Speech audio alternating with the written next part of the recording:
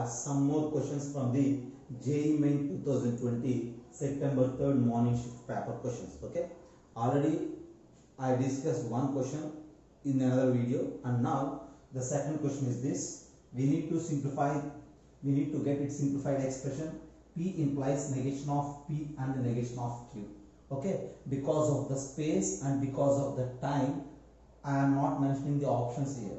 If any question requires the options, then at that moment for sure I will mention the options.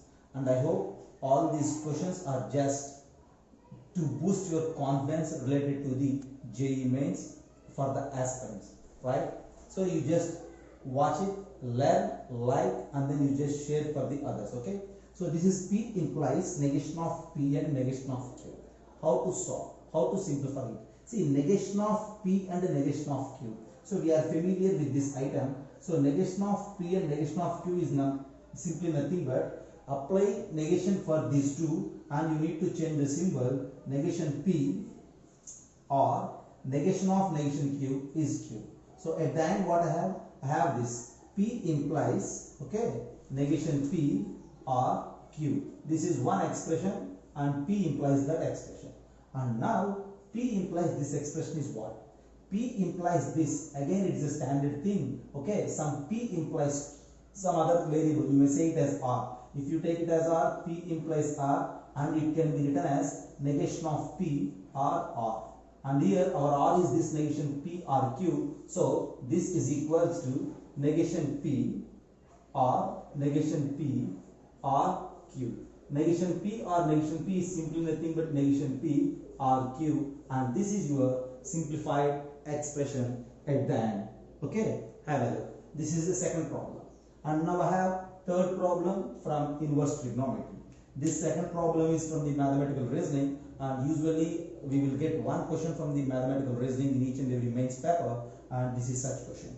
And now if you look at the third one, and this question is relates to the from inverse trigonometry. You just have a look. 2 pi minus of sine inverse of 4 by 5 plus sine inverse of 5 by 13 plus sine inverse of 16 by 65. So we need to add all these things, and you need to subtract that particular angle from 2 pi to get the answer. See, while adding, if the terms are there in terms of tan, it is somewhat comfortable. And for that, what I do is, see, just look there. This is 4, 5. We know that 3, 4, 5 forms a Pythagorean. 3, 4, 5 are the Pythagorean triplet. 3, 4, 5 forms a triangle. Since it is sine inverse of 4 by 5, it means what? 5 is the hypotenuse and 4 is the opposite side. For sure 3 is the adjacent side, and I will write it like tan inverse of 4 by 3. And again this is sine inverse 5 by 13. 5 by 13 means what? 5, 13 and 12. 5 is the opposite, 13 is the hypotenuse, 12 is the adjacent. So if you convert it to tan, it becomes like this: tan inverse of opposite side, which is 5, divided by the adjacent 12. So sum of these two is simply nothing but tan inverse of 4 by 3 plus tan inverse of 5 by 12. So tan inverse x plus tan inverse y, which is nothing but tan inverse of x plus y by 1 minus xy. So tan inverse of 4 by 3 plus 5 by 12 divided by 1 minus 4 by 3 into 5 by 12. Just try to simplify it. So how can we simplify? 4 by 3 plus 5 by 12, just took LCM in the numerator as well as in the denominator. Okay, yeah, what I do is 12 fours is 48, 3 fives is 50, so this is 63 by something, and here it is 36 minus 20, which is 16. So this is simply nothing but what? Tan inverse of 63 by 16. This is tan inverse of 63 by 16, and I have here sine inverse of 16 by 65. So now I try to rewrite it in terms of cos. See, why? Because like 3, 4, 5 a Pythagorean triplet, 5, 12, 13 a Pythagorean triplet, 16, 63, 65 is also a Pythagorean triplet. Here tan inverse of 63 by 16, in the sense 63 is the opposite side, 16 is the adjacent side, and 63, 16 will form 65 as the hypotenuse. If you write in terms of cos, this is cos inverse of the adjacent side 16 divided by 65. So when you simplify this part, the sum of the first two terms is simply nothing but cos inverse of 16 by 65. Now cos inverse of some alpha plus sin inverse of some number. Sum of these two already we know it is standard result as pi by 2. So now this is simply 2 pi minus pi by 2. And on simplification your answer is 3 pi by 2. The problem is bit lengthy, calculative, but it is standard problem. Okay. Usually you will get this problem in each and every book. Even in your board examination books also you have this particular type of problem. Okay. At the end your answer is 3 pi by 2. And I have one more question, fourth one, which is from the logarithms, where we need to use the concepts of logarithms along with the concepts of sequence. Usually in mains examination, getting questions from the logarithms is very rare.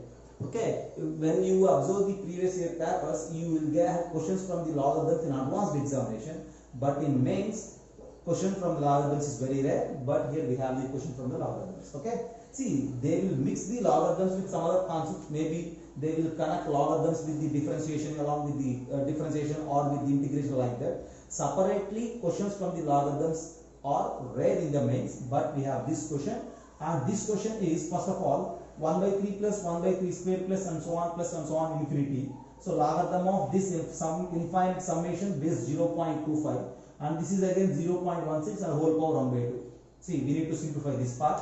First of all, you just pay attention on this sum of infinite terms. We know that the first term is 1 by 3 divided by 1 minus the common ratio is again 1 by 3. 1 minus 1 by 3 is what? 2 by 3. So 1 by 3 by 2 by 3 is 1 by 2. So its approximate value is 1 by 2. And then you just try to simplify the logarithm part. Okay, logarithm of 1 by 2 is simply 0.5, and 0.25 we will write it like 0.5 square. Logarithm of 0.5 is 0.5 square is again simply nothing but 1 by 2. So this logarithmic value is 1 by 2. At the end this is equals to 0.16 to the power 1 by 2 and whole to the power 1 by 2. What to say about 0.16? See, 0.16 to the power 4. Okay, yeah, 0.16 can be written as this is 1 by 2 into 1 by 2 is 1 by 4, and 2 power 4 is 16. I know it. Okay, 0.16 actually. So since it is 0.16, I may write it like this: 0.4 square. 0.4 square is 16. Okay, so 0.4 square to the power 1 by 4. So 2 cancel again. 0. Square root of 0.4 I have at the end. What to say about the square root of 0.4? So for that simplification we need to think. Just have a look. This is 1 by 3. Okay, everything is clear. This is 1 by 2. 1 by 2 is 0.5, 0.5 square, and again it is 1 by 2. 1 by 4. Okay. 0.16 to the power 1 by 4. Okay. Yeah, this is root of 0.4. Since we don't have options, okay, and that's why I am not sure to conclude it. Okay, so actually that's the problem. This is the problem, and to simplify it, here you need to use the sum of infinite terms of the GP. First term divided by 1 minus the common ratio. First term is 1 by 3 divided by 1 minus r, and that is 1 by 2. So from there we simplified it, and your answer is root of 0.4. If there is any mistake in that, you just see, because it is a memory based paper which we collected from the students, sometimes it may be a small mistake in the questions also. Okay, just have a look, and I will come up with the next question.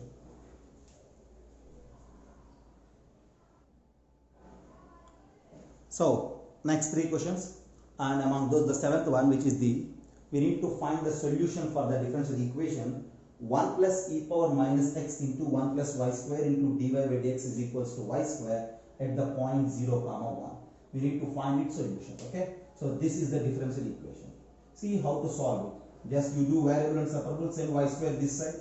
So 1 plus y square divided by y square into dy is equals to, you send x terms that side, 1 by 1 plus e power minus x dx, and 1 plus y square by y square is simply nothing but 1 plus y square plus 1 dy, and this side this is, if you write this e power minus x as 1 by e power x, that e power x moves up and this is e power x by e power x plus 1 dx. So to find the solution, you just apply integration on both sides. So this is integral of 1 by y square plus 1 into dy and integral of e power x by e power x plus 1 dx.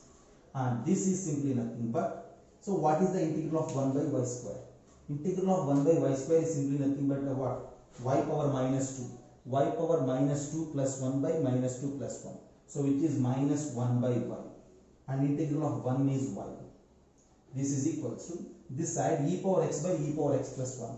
For this denominator e power x plus 1, the derivative is the numerator e power x, and that's why easily I will write it like this: logarithm of e power x plus 1 plus some integration constant c. That is actually the solution. But see, they mentioned that we need to find the solution at the point 0, 1. That means replace x with 0 and y with 1.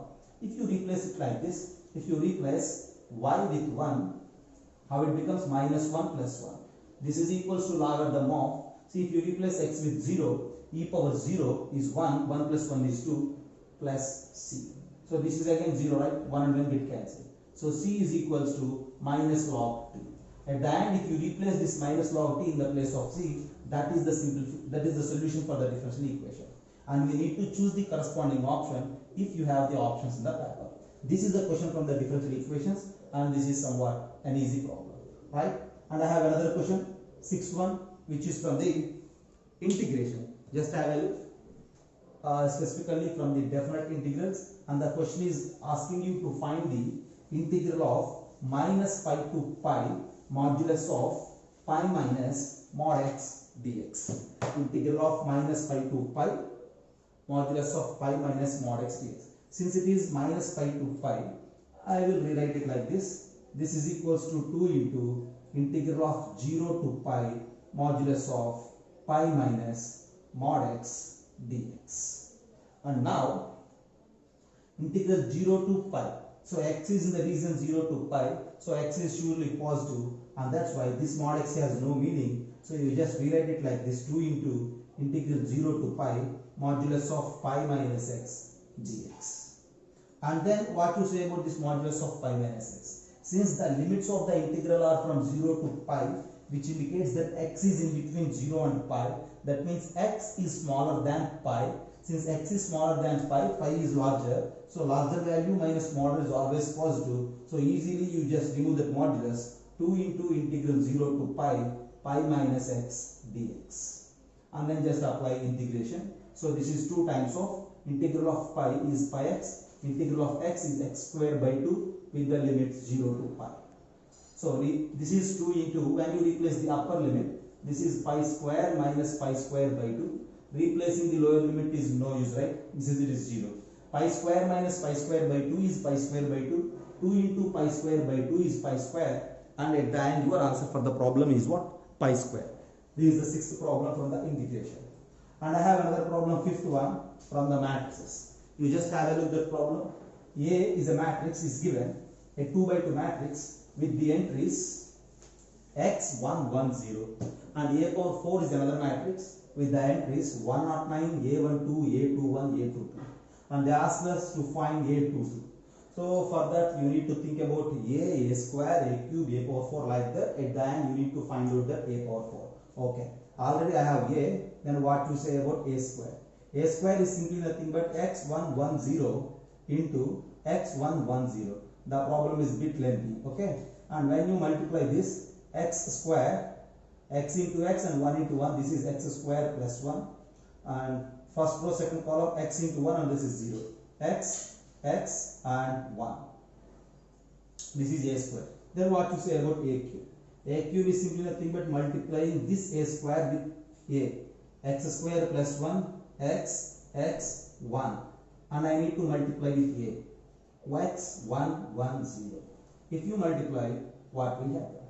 Just have a look. If you multiply the first term with the first one, x cube plus x, and this is x square into x, x cube plus x, and this is x, which is x cube plus 2x, and then x square plus 1. and here it is x square plus 1, and then x into 1, 1 into 0, this is x, this is a cube, and then we need to calculate a power 4 again. So what you say about a power 4? We need to multiply this a cube with x cube plus 2x, x square plus 1, x square plus 1 and x. You need to multiply with x, 1, 1, 0. And if you multiply, what will happen? Just have a look, this first term with x. Okay? X cube plus 2x into x is what? X power 4 plus 2x square. Okay? I will write it here. Just have a look. X power 4 plus 2x square plus product of these two is what? Okay. And this is x square plus 1. Right. And next, see, x cube plus 2x, and then this is 0. Okay. I don't need that actually. You just leave it. I don't need a12 and a21. I need just a22. a22 is simply nothing but this last term, and that is nothing but x square plus 1 into 1, and this x into 0, and this is x square plus 1. I don't need these two. But this a power 4 is given as 109.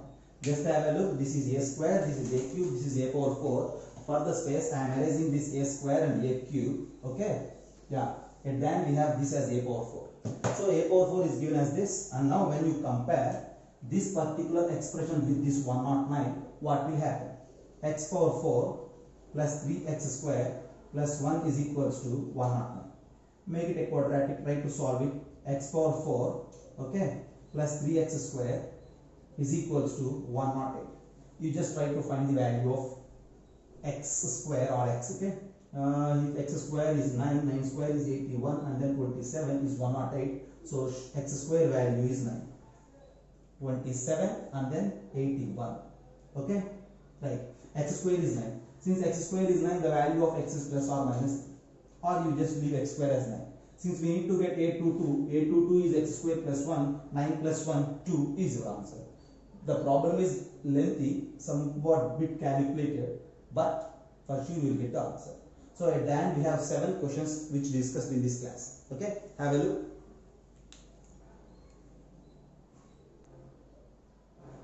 So one more problem, you just have a look. Now this question is from binomial theorem.